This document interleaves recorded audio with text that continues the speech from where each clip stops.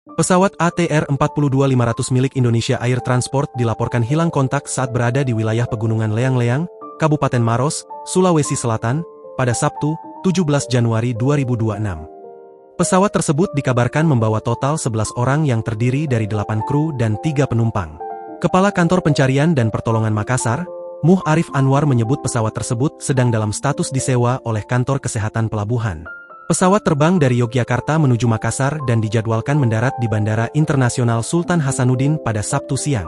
Kami menerima info dari Airnav Makassar bahwa telah terjadi satu pesawat jenis ATR-400 milik IAT yang dioperasikan oleh atau disewa oleh KKP seperti itu.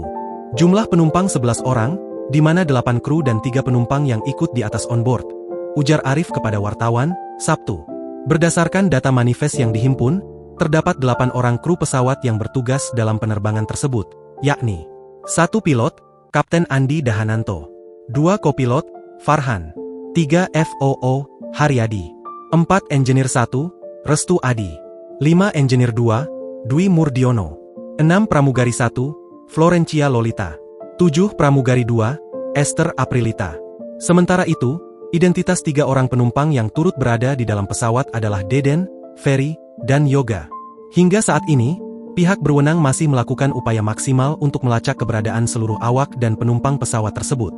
Arif mengaku sudah mengerahkan personel ke titik kontak terakhir pesawat IAT tersebut berdasarkan data koordinat yang dikirim oleh Airnav Makassar. Lokasi terakhir pesawat terdeteksi berada di daerah Taman Nasional Bantimurung. Hingga saat ini, tim SAR gabungan belum menemukan tanda-tanda keberadaan badan pesawat maupun kondisi para korban. Proses pencarian masih terus dilakukan dengan menyisir area koordinat terakhir. Download Tribun X sekarang, menghadirkan lokal menjadi Indonesia.